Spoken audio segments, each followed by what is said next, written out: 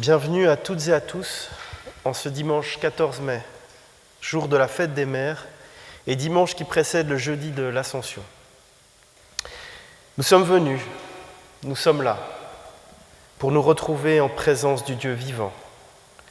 Qu'il bénisse pour nous ce temps de culte, qu'il nous bénisse en nous faisant goûter aux bienfaits de son amour et de sa grâce. Je vous invite à la prière. Seigneur, ta parole est première. Nous voulons l'écrire au matin de notre semaine, au seuil de notre rencontre. Nous te présentons ce temps de culte, que ton esprit le préside, que ta parole l'éclaire, que ton évangile le nourrisse. Amen. Et nous chantons ensemble le cantique 35-15 à la page 488. Viens, Esprit de sainteté.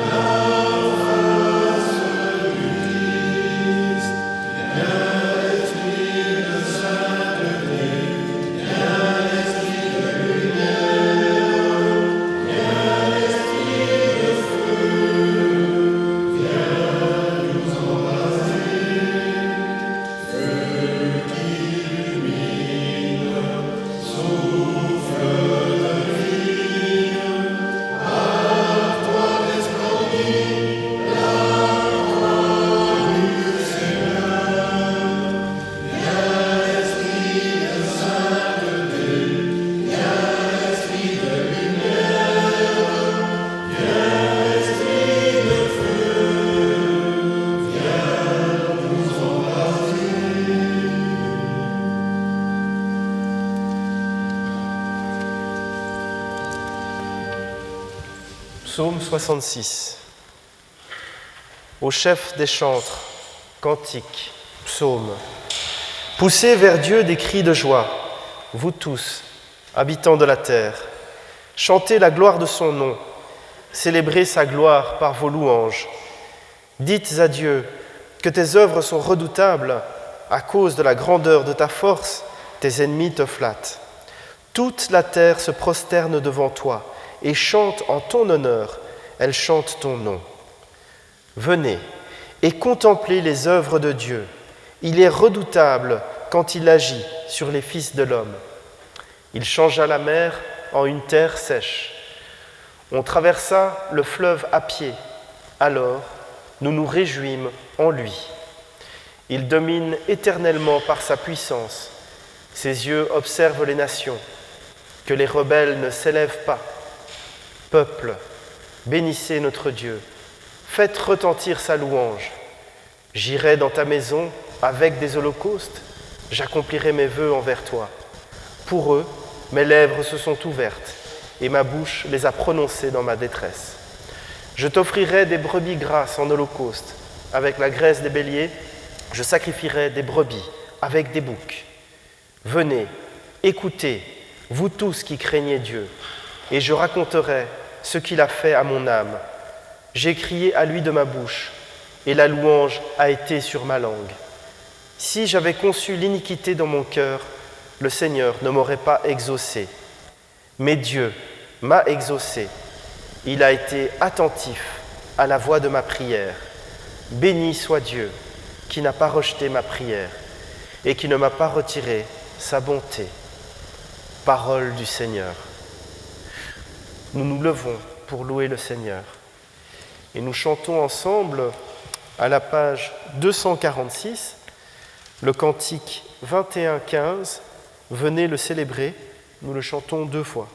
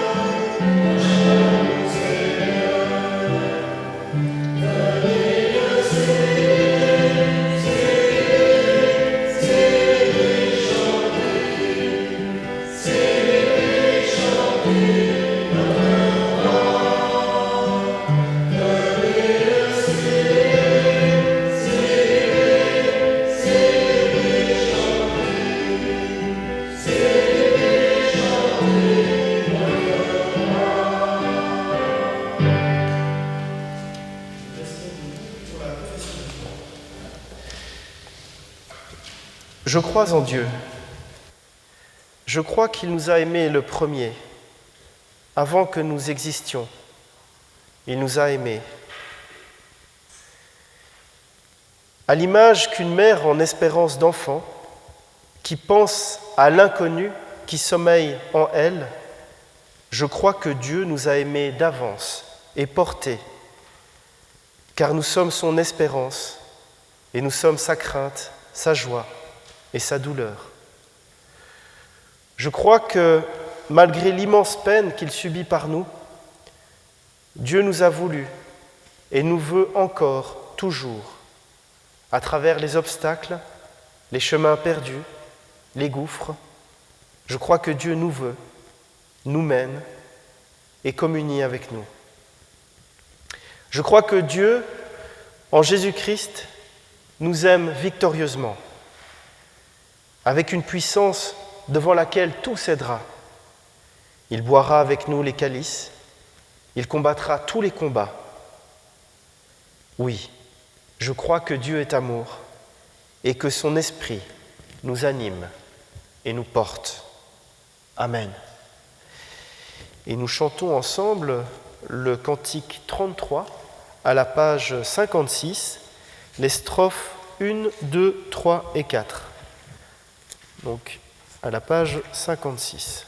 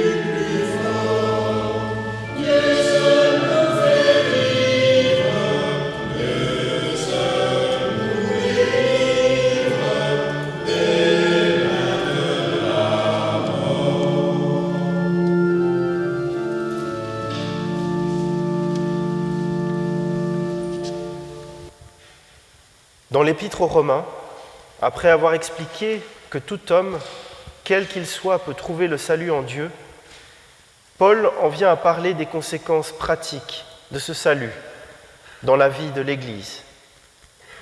Voici un extrait de l'Épître en question. « Ne vous conformez pas au monde présent, mais soyez transformés par le renouvellement de votre intelligence pour discerner quelle est la volonté de Dieu, ce qui est bien, ce qui lui est agréable, ce qui est parfait. Que l'amour soit sincère, fuyez le mal, attachez-vous au bien, soyez joyeux dans l'espérance, patients dans la détresse, persévérant dans la prière. Bénissez ceux qui vous persécutent, bénissez et ne maudissez pas. Réjouissez-vous avec ceux qui sont dans la joie, pleurez avec ceux qui pleurent. S'il est possible, pour autant que cela dépende de vous, vivez en paix avec tous les hommes. Ne vous vengez pas vous-même, mais laissez agir la colère de Dieu. Ne te laisse pas vaincre par le mal, mais sois vainqueur du mal par le bien. Dans l'évangile de Jean, on peut lire aussi « Celui qui a mes commandements et qui les garde, c'est celui qui m'aime. Et celui qui m'aime sera aimé de mon Père, je l'aimerai et je me ferai connaître à lui. » Je vous invite à la prière. Seigneur, tu nous invites au renouvellement de notre intelligence et nous sommes tellement lourds et lents à comprendre les chemins de l'Évangile. Tu nous appelles à discerner ce qui est bon et juste. Et nous sommes paresseux dans la recherche de tes voies. Nous préférons agir selon nos propres idées ou selon des lois toutes faites. Tu nous exhortes à être vainqueurs du mal par le bien, et nous préférons fuir le mal ou le combattre par ses propres armes. Ô Seigneur, aie pitié de nous et conduis-nous dans les sentiers de la justice. Apprends-nous à être joyeux dans l'espérance et patients dans la détresse. Apprends-nous à bénir ceux qui nous entourent, même ceux qui nous persécutent. Apprends-nous à bâtir la paix, à être artisans de réconciliation. Apprends-nous à choisir le pardon plutôt que la vengeance. Que ton évangile ne reste pas une lettre morte lue dans un livre, mais qu'il devienne parole vivante pour nos vies. Amen. Que tous ceux qui se tournent vers Dieu avec confiance reçoivent de lui la certitude de son amour.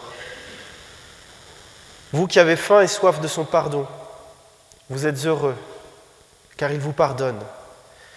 Vous qui avez faim et soif de sa présence, vous êtes heureux, car il vient demeurer en vous, vous fortifier et vous guider. Vous qui avez faim et soif d'amour, vous êtes heureux, car notre Père nous aime et nous pardonne en Jésus-Christ. Tous ceux qui se tournent vers Dieu reçoivent la certitude de son pardon. Amen. Et nous nous levons pour chanter ensemble le cantique 23:11 à la page 278. Je crois en toi, mon Sauveur ressuscité.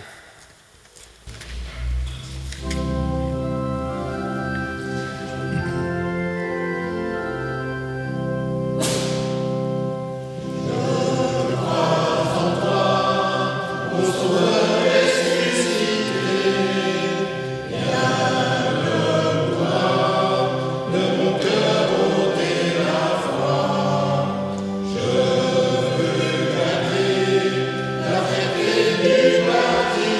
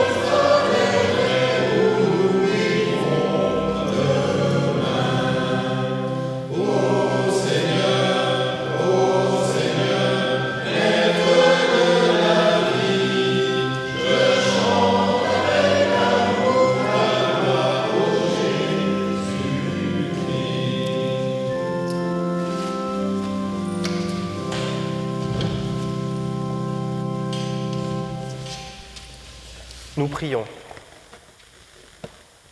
Ô Dieu vivant, ouvre nos cœurs et nos esprits ce matin et communique-nous tes désirs pour chacun et chacune d'entre nous. Nous te le demandons au nom de Jésus, le Christ. Amen. Vient maintenant le moment de la lecture biblique avec comme lecture du jour Jean 14, les versets 15 à 21. Jésus s'apprête à quitter ses disciples et il leur laisse un message pour les réconforter.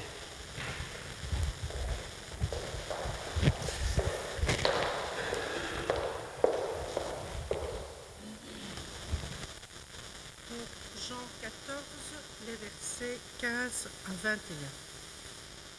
Si vous m'aimez, gardez mes commandements.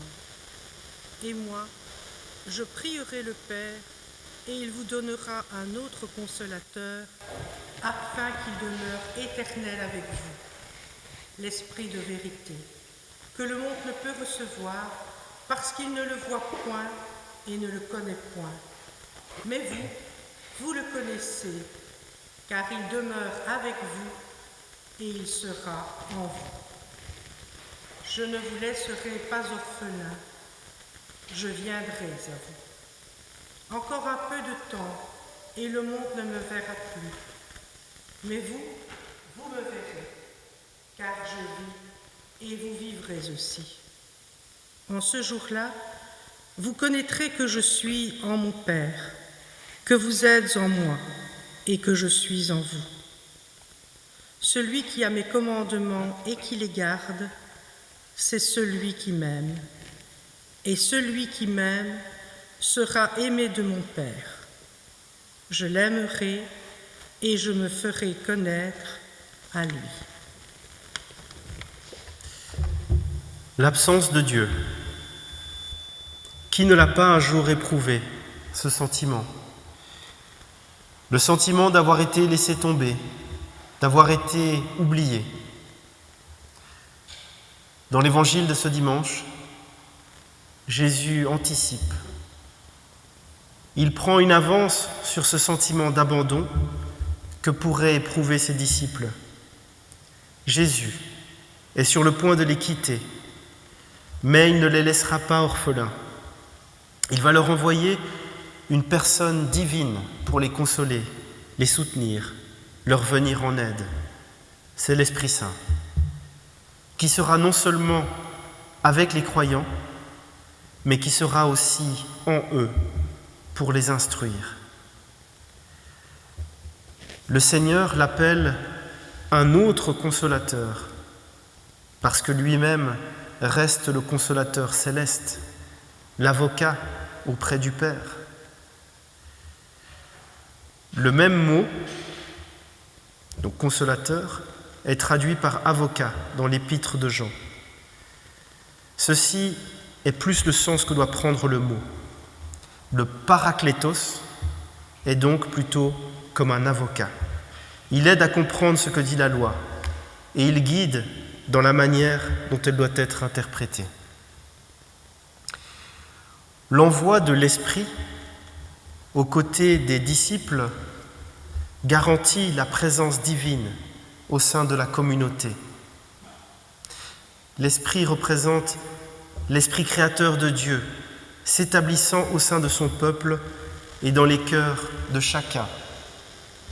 Il est ainsi l'Esprit véritable de Dieu, l'Esprit de vérité. Ce don, promis aux disciples, est aussi marqué par l'opposition avec le monde. L'Esprit de vérité que le monde ne peut recevoir parce qu'il ne le voit point et ne le connaît point. Le monde représente l'accueil hostile à la révélation. Au temps du rédacteur, les oppositions, les persécutions auxquelles font face les premiers chrétiens sont de plus en plus vives. Dans ce procès que le monde intente aux disciples du Christ, la promesse du Paraclet devient leur soutien essentiel. Les disciples, dans cette situation, pour ne pas flancher dans leur foi, pour ne pas abandonner la communauté, eh bien les disciples ont besoin de se sentir défendus. Et leur défenseur, c'est l'Esprit Saint lui-même. Cela peut encore parler de nos jours à tous ceux qui sont persécutés pour leur foi chrétienne à travers le monde. Cela peut leur parler, leur donner courage, persévérance. Mais pour nous qui ne sommes pas persécutés, eh bien cela peut aussi nous parler. Cela peut aussi nous pousser, face à l'indifférence, à avoir plus d'audace pour affirmer nos convictions, témoigner de notre espérance, même si cela nous met en porte-à-faux avec ce qu'il est de bon ton de dire, même si cela peut faire sourire d'autres personnes. À l'heure actuelle, nous ne sentons plus de menaces directes, mais témoigner dans un univers indifférent peut aussi être difficile après tout. Et nous avons toujours besoin d'un défenseur à ce titre. Ce texte peut parler aussi pour aujourd'hui par une dimension plus psychologique. On a souvent dit que la conscience était la voix divine en nous. Et bien trop souvent, il faut le dire, cette petite voix divine est une voix accusatrice. Combien de chrétiens sincères vivent comme s'ils étaient sans cesse sur le banc des accusés. Parfois, il est bon de rappeler que l'accusateur en hébreu, c'est le Satan. Le paraclet, l'avocat, c'est donc ce qui est contre Satan. Celui qui fait taire toutes les voix accusatrices pour nous défendre et nous relever et nous faire avancer sur la bonne voie. Quand nous nous plaçons des objectifs trop élevés, quand nous désespérons de ne pas arriver à les atteindre, il est bon de ne pas nous laisser miner par nos échecs et de nous mettre à l'écoute de celui qui prend notre défense. Le paraclet est alors celui qui libère notre conscience, qui l'apaise, qui l'allège, celui qui nous déleste pour que nous puissions marcher dans la vérité. Le paraclet est aussi nommé esprit de vérité. C'est celui qui nous rappelle que notre vérité ultime, ne sont pas dans nos réussites ou dans nos échecs, dans ce que nous atteignons, mais simplement dans le fait que nous sommes enfants de Dieu, aimés de manière inconditionnelle. Ce texte parle aussi pour aujourd'hui parce que trop souvent, dans l'épreuve, dans les difficultés de l'existence, quand la vie est trop lourde à porter, nous pouvons avoir le sentiment que Dieu lui-même se transforme en accusateur qui nous veut du mal. Dans l'adversité, on peut se faire une mauvaise image de Dieu. Si par exemple on relit les plaintes de Job, eh bien on peut voir cela. Je cite, « Dieu me livre à la merci d'un gamin, il me jette aux mains des méchants, j'étais tranquille et il m'a secoué, il m'a saisi par la nuque et m'a brisé. Mais Job s'en sort parce qu'il arrive malgré tout à continuer, à en appeler à Dieu, à continuer, à attendre sa protection, comme dans cet autre passage. Dès maintenant, j'ai un témoin dans le ciel, j'ai un répondant dans les hauteurs, c'est Dieu, que j'implore par mes larmes. Puisse-t-il être l'arbitre entre l'homme et Dieu. C'est le début de la remontée de Job. Le paraclet, l'avocat intérieur, qui nous permet de nous défendre contre de fausses images de Dieu, l'image d'un Dieu qui serait seulement dans le jugement et pas dans la miséricorde. Jésus identifie le consolateur à l'esprit de vérité. Il le met en contraste avec l'esprit de l'erreur ou du mensonge qui règne dans le monde. Il n'a rien à voir avec le malin qui est le parrain du mensonge. Frères et sœurs, dans ce court extrait de Jean 14, Jésus fait plusieurs promesses à ses disciples et à ceux qui les suivront. Première promesse, celle du don de l'Esprit de Dieu. À la prière de Jésus, Dieu donnera son Esprit aux disciples. Deuxième promesse, celle de la présence de Jésus-Christ. Par l'Esprit Saint, Jésus fait sa demeure en chacun et chacune de nous. Il habite en nous, participe à notre vie intérieure, nous transforme en profondeur. Il change notre façon d'être. Troisième promesse, celle de la vie en Jésus-Christ. En nous faisant don de l'Esprit Saint, Dieu œuvre en nous. Son Esprit nous fait connaître le Christ ressuscité. Il nous fait discerner sa présence et suscite en nous la foi. Ainsi, la foi est l'œuvre de Dieu en nous. Cette foi, on ne peut pas l'acquérir, en hériter, la posséder, mais par contre, nous pouvons la vivre pleinement et librement comme un don. La foi, c'est voir le Christ vivant dans notre vie. C'est lier notre vie à la sienne. Ainsi, frères et sœurs, Jésus nous fait 3 promesses. Celle de l'Esprit, celle de sa présence et celle de sa vie. 3 promesses qu'il encadre par une 4e. Celle de l'amour qui surpasse les 3 autres. En effet, dans son ministère, Jésus place toujours l'amour au-dessus de toute autre chose. D'ailleurs, il l'exprime au début et à la fin de ce passage, au travers de 2 versets, où il y a une forme de réciprocité.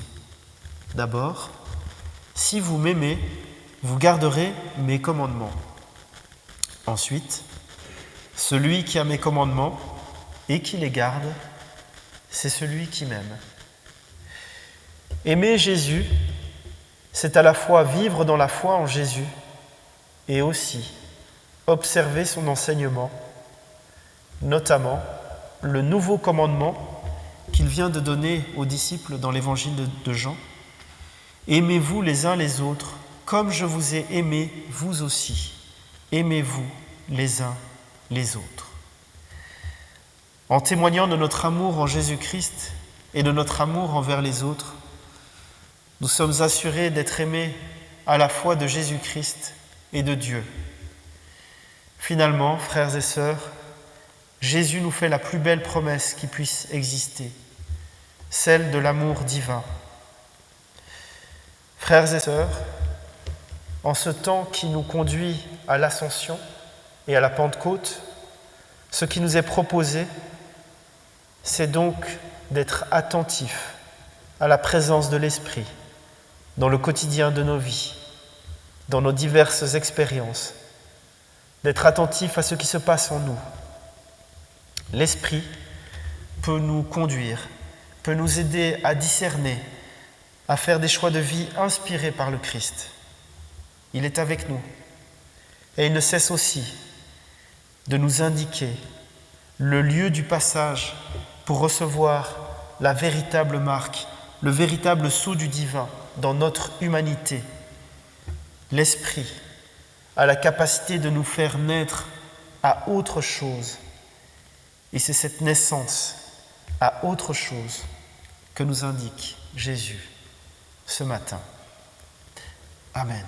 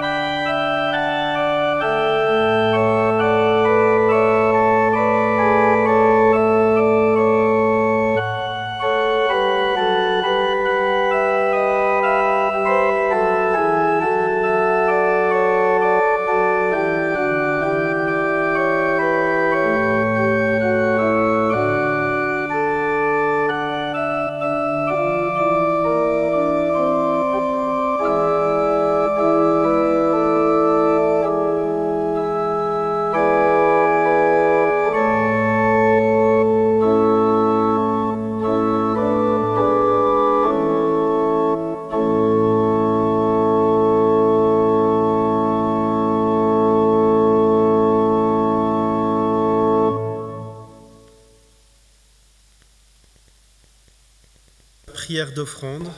Pour rappel, il y a 2 troncs à l'entrée du temple et il est possible de laisser une offrande avant ou après le culte. Nous prions. Grâce te soit rendue, Seigneur, notre Dieu, pour tous les dons que jour après jour, ta bonté nous accorde. Nous t'apportons cette offrande comme un signe de notre amour. Tu es béni pour les siècles des siècles. Amen. Et nous nous levons pour chanter ensemble le cantique 2101 à la page 230, tous ensemble, ô notre Dieu.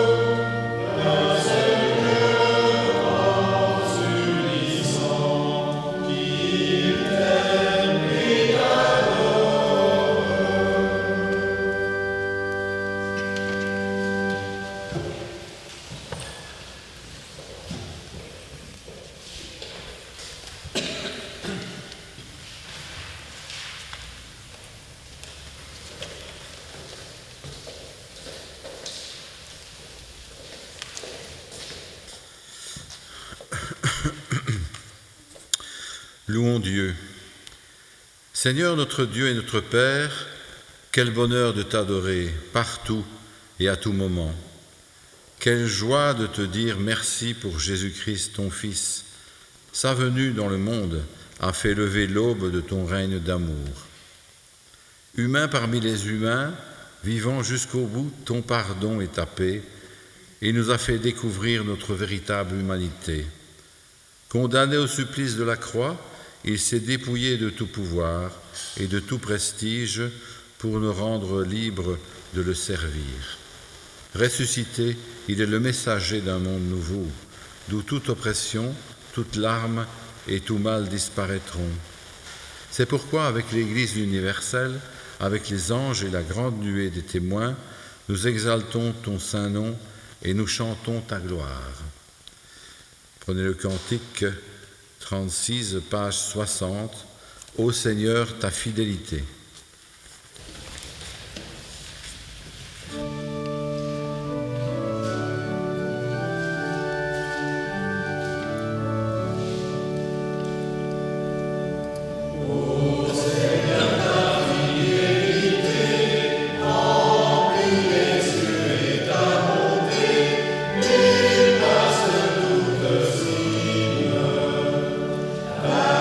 Justice et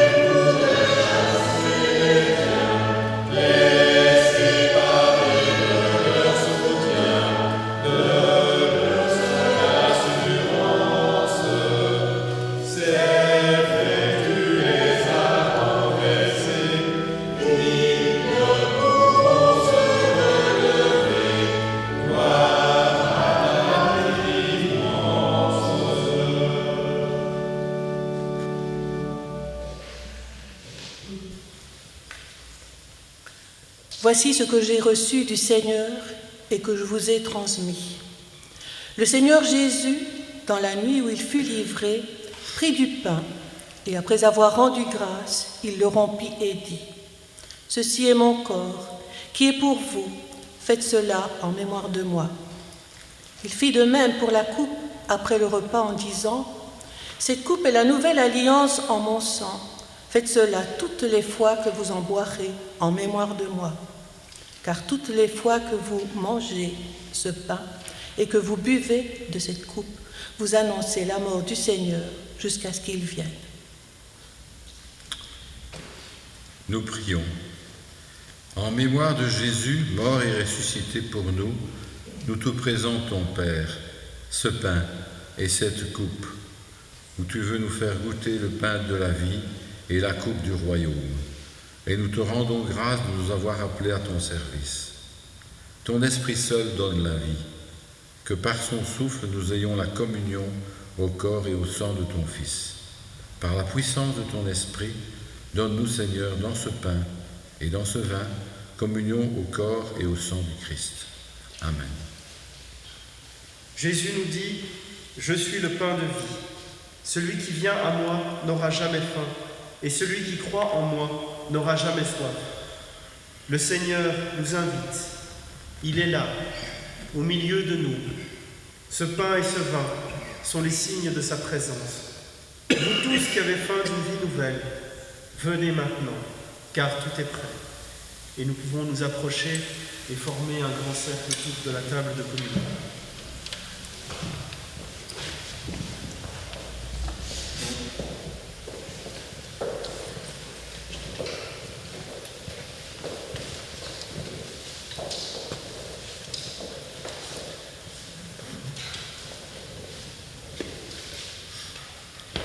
Le pain que nous rompons est communion au corps de notre Seigneur Jésus-Christ. La coupe de bénédiction pour laquelle nous rendons grâce est communion au sang de notre Seigneur Jésus-Christ, sang versé pour nous.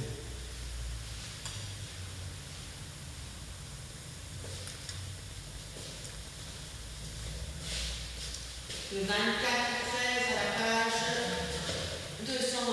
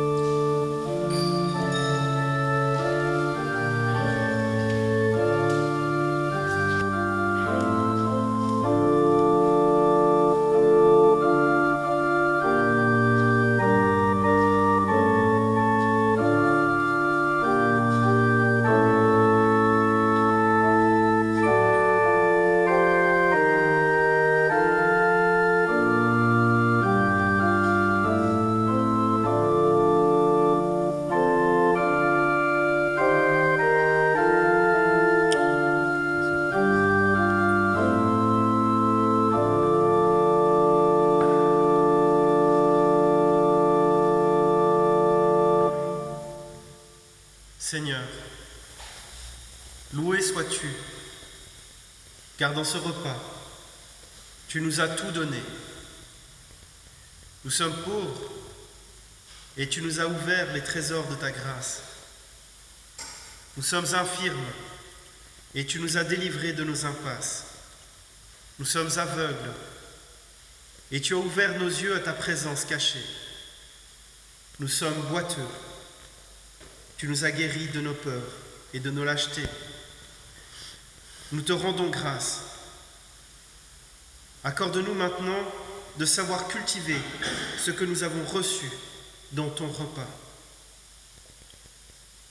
Dieu, notre Créateur et notre Père, nous t'implorons pour tous les hommes, quel que soit leur état ou leur condition.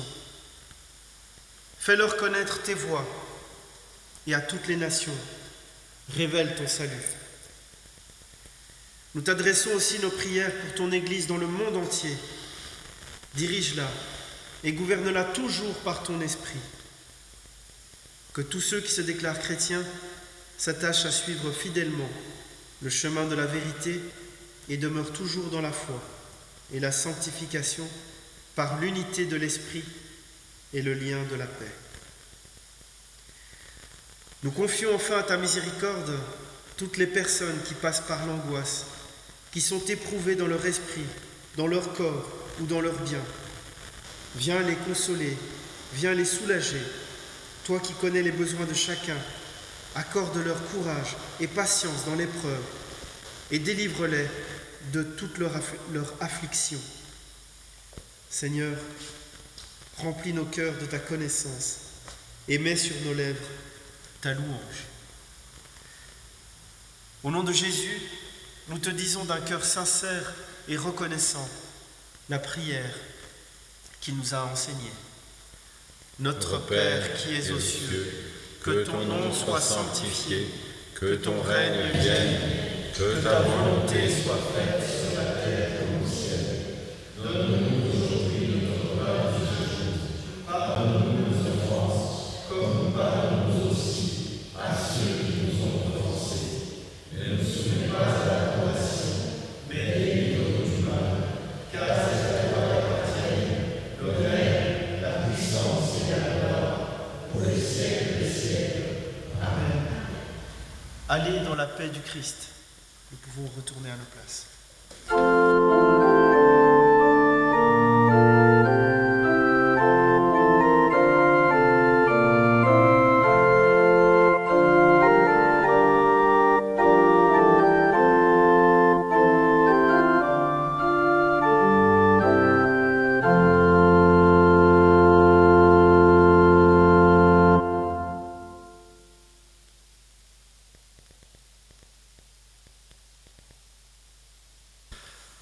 Nous avons une pensée pour Pierre qui n'est pas bien de ces temps-ci, donc nous allons prier pour Pierre de manière à ce qu'il puisse recouvrer une santé bénéfique pour lui. Donc je suis donc chargé de lire les annonces.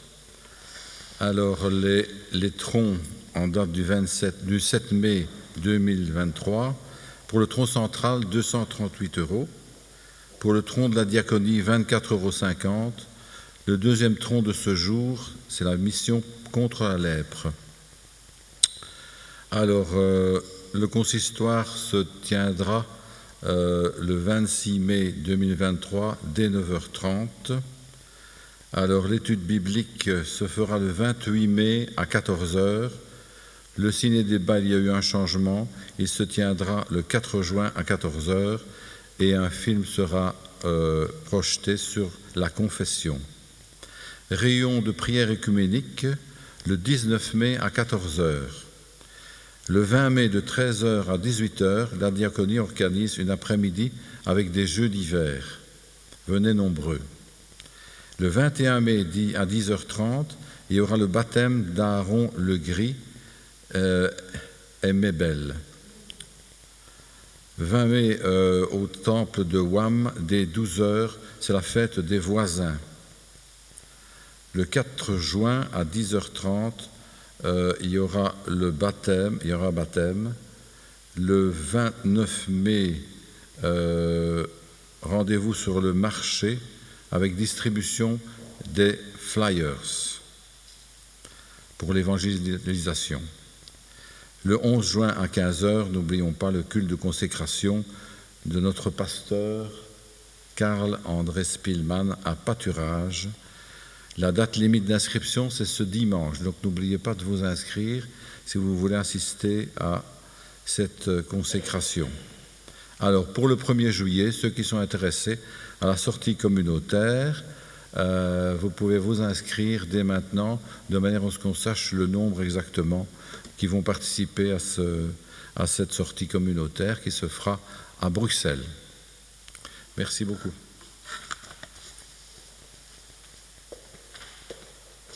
Merci. Alors il y a Bill qui aimerait nous donner un petit message. Alors, je vais te laisser le micro. Ah, ok. Jacqueline et moi, on remercie pour vos pensées, vos prières, vos participations au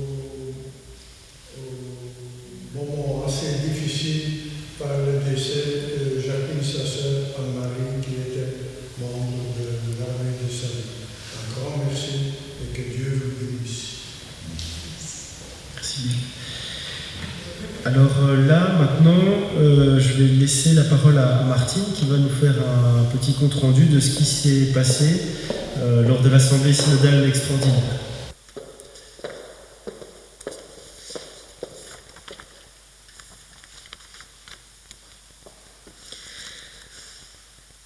Chers frères et sœurs, les propositions des documents synodaux sur la gestion du corps pastoral ont suscité de vives discussions dans les paroisses, les districts principalement, sur la crainte d'une centralisation trop importante de l'EPUB, la volonté de mettre en avant l'évangélisation et la redynamisation des paroisses.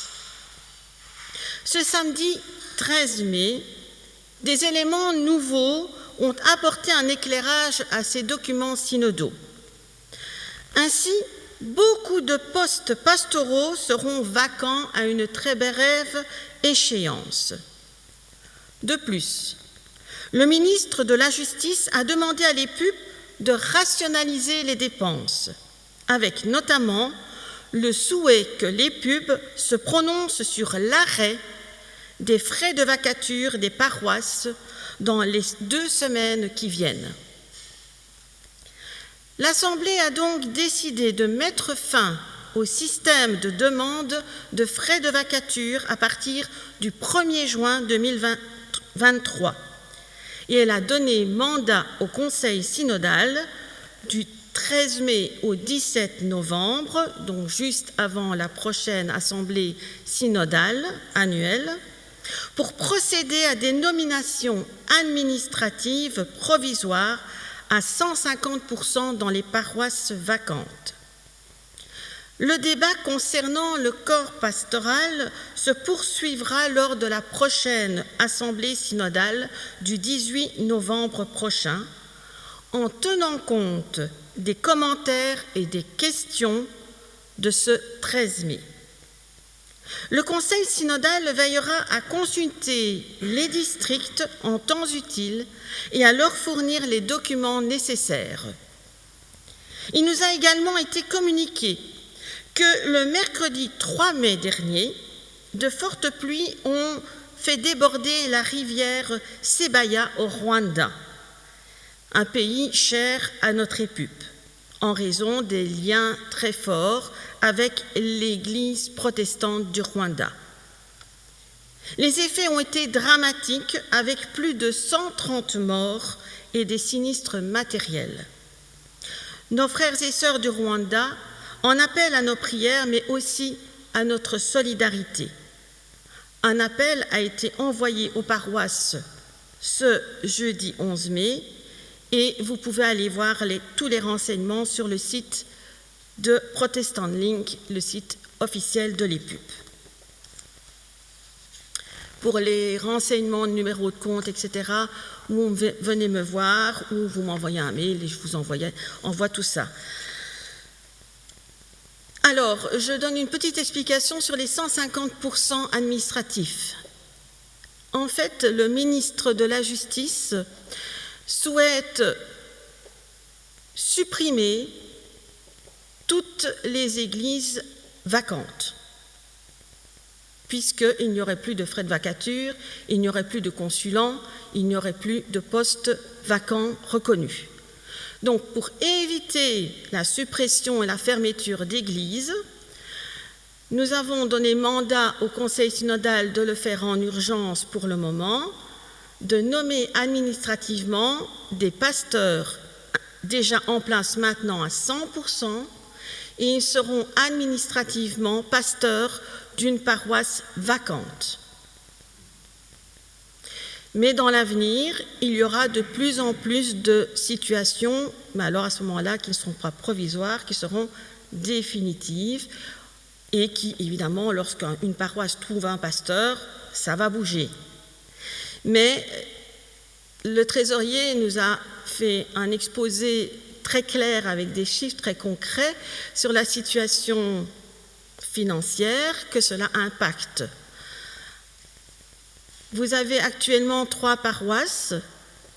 Une paroisse va perdre son pasteur parce qu'il part naturellement à la pension, par exemple.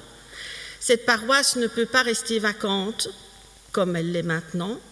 Donc, un pasteur de la deuxième paroisse, par exemple la paroisse B, aura 50% comme administratif de la paroisse C. Comme ça, on maintient le poste pastoral. Les étudiants qui sont à la faculté de théologie pourraient faire des stages rémunérés sur les 50 autres pourcents du poste. Comme ça, nous pouvons garder un maximum de postes pastoraux et d'églises ouvertes. Parce que la projection en 2029, sur 110 postes pastoraux actuels, il y en aura 45 vacants. C'est énorme. Donc évidemment, notre cher ministre veut supprimer tout ça. Donc voilà, nous avons dû malheureusement faire des votes lors de cette assemblée synodale extraordinaire, ce qui n'était pas prévu. J'ai avec moi, donc si vous les voulez, je peux vous les montrer dans la salle, les 3 textes qui ont été votés, exactement, si vous voulez les connaître. Une autre annonce, que notre frère Jérôme, qui est déjà venu faire une présentation de porte ouverte dans notre temple, m'a demandé de vous relayer. Je vous lis sa lettre, enfin son courriel. Dans le cadre d'une tournée de porte ouverte en Belgique, nous avons l'occasion de recevoir une sœur qui nous vient de Syrie, Yara Yamal. Être chrétienne, être syrienne. Yara Yamal est une croyante fervente de 32 ans, syrienne et parlant couramment l'arabe et l'anglais. Elle possède une bonne connaissance de la parole et a développé une expérience avérée sur le terrain, notamment dans son pays natal. En effet, elle a eu l'occasion de visiter ses frères et sœurs en Christ persécutés en raison de leur foi. À travers de ces rencontres, elle a pu se rendre compte de la situation critique des chrétiens en Syrie depuis ce 6 février. Elle a pu voir de ses propres yeux et vivre les effets dévastateurs du tremblement de terre meurtrier. Secouant la Turquie et la Syrie, cette catastrophe a ébranlé une fois de plus les siens. Tel un coup mortel pour sa communauté précaire et ravagée par des années de guerre civile. Toutefois, l'espoir demeure et Dieu continue d'agir comme en atteste sa vie. Pendant plusieurs jours, elle a trouvé refuge au sein d'une église et elle a fourni des efforts immenses, une course contre la montre pour coordonner la distribution de nourriture aussi bien aux croyants qu'aux passants. Un puissant témoignage qu'elle souhaite partager avec vous en détail. Nous pensons que son expérience peut être profitable pour tout le monde, pour chaque chrétien et pour chaque communauté. La réunion se déroulera le 23 mai à 19h au temple de Petit Ouam. N'hésitez pas à me contacter, je ferai le relais, s'il le faut, auprès de Jérôme, d'aller écouter ce témoignage de cette sœur syrienne dans le cadre de Porte ouverte. Merci pour votre attention.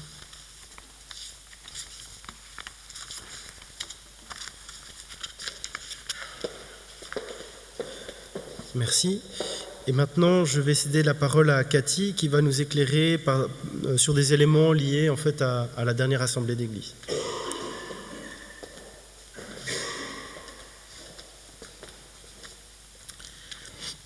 Le mardi 9 mai, nous nous sommes réunis pour débriefer l'assemblée d'église. Attentifs à vos interpellations et dans un souci de transparence, il nous a apparu judicieux de relire la Constitution et discipline de l'EPUB ainsi que le coutumier. Dans le même temps, nous avons reconsulté notre règlement local, lequel définit la discipline qui préside au fonctionnement du consistoire, du conseil d'administration et du conseil de diaconie. Il nous est ainsi apparu que certains points étaient à réécrire.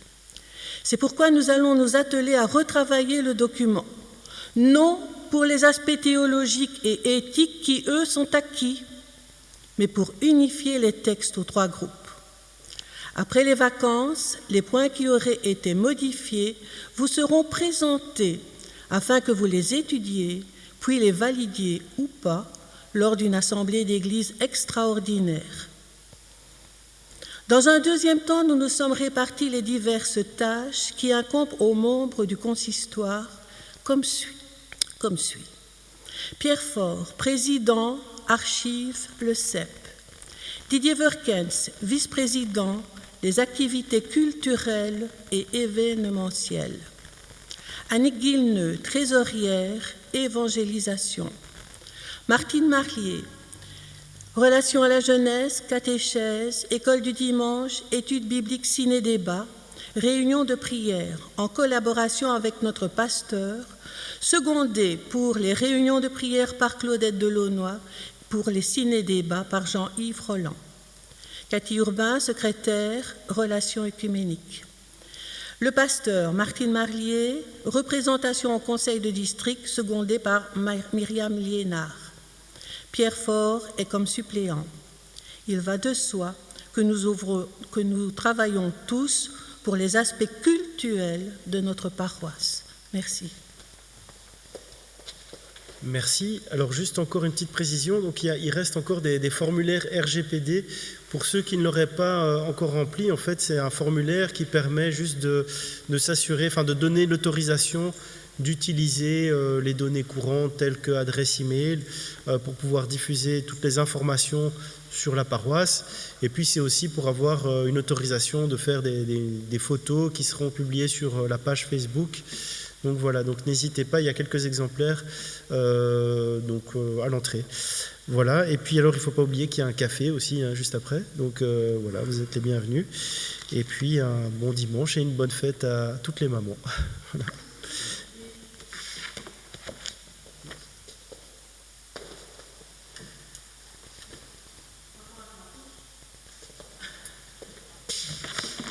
Ah oui, il y a eu beaucoup d'annonces, je suis désolé. Il y a encore, non seulement ça, mais on peut se lever pour l'exhortation et la bénédiction, désolé.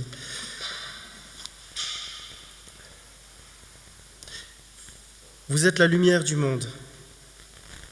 Que votre lumière brille devant les hommes. Que notre lumière brille ainsi par la parole et par les actes. Nous recevons la bénédiction de Dieu. Dieu vous bénit et vous garde. Il vous accorde sa grâce. Il tourne sa face vers vous et vous donne la paix. Père, Fils et Saint-Esprit. Amen. Et nous chantons ensemble le cantique 4209 à la page 632, les strophes 1 à 4. À la page 632, merci pour ce matin de vie.